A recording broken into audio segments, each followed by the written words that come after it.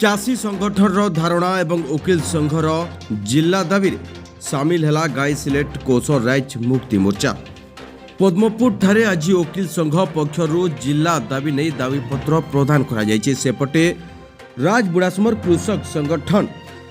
12 दिन धरी आज उपजिलापाल कार्यालय सम्मुखें धारणा बसी सेपटे जदि देखा गायसिलाट कोसर राइज मुक्ति मोर्चा उभय संगठन को समर्थन जणाइबा सहित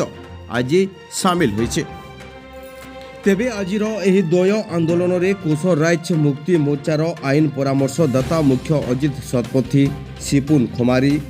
गायसिलेट गजपति साहू डी जगन मेहर बसंत महलिक रोहित प्रधान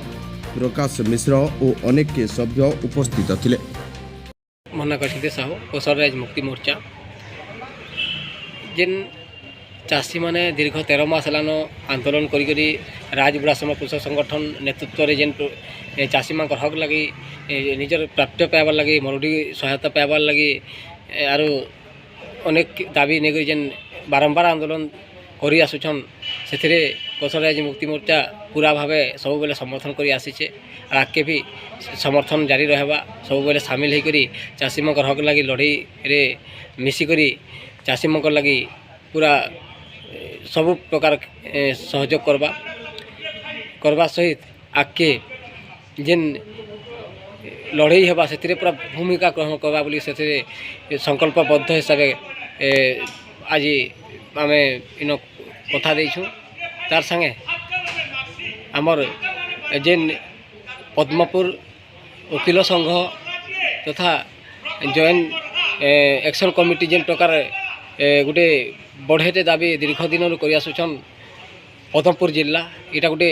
उपात अंचल गोटा गोटे पूरा मरुड़ी प्रकृति अंचल जेन लोग के गोटे जिला हेडक्वार्टर के जीवार लगी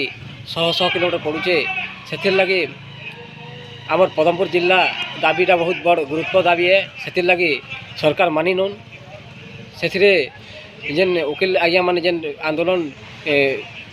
मूल करिसन से कोसर राइज मुक्ति मोर्चा पूरा भाव समर्थन करवार सहित आगामी दिन रे ई लड़ाई रे पूरा भाव सामिल होकर पूरा पद्मपुर जिला लगी संपूर्ण भाव सहयोग करवा आरो जेन कोसर राज्य दाबी अच्छे इथिरे भी वकिल आज्ञा मकर बहुत माने सहयोग अच्छे से आज्ञा मैंने भी बहुत दिन लगिछन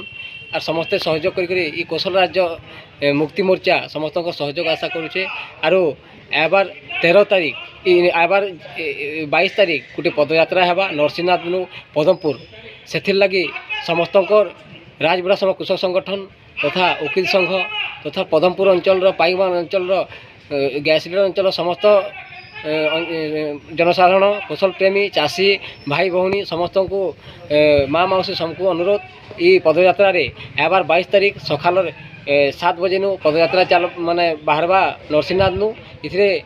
पूरा भाव समस्ते आसिक पद्मपुर रे गोटे सब कलेक्टर ऑफिस के 2 दिनिया कार्यक्रम हेबा पद्मपुर रे आसिक दाबीपत्र देमा।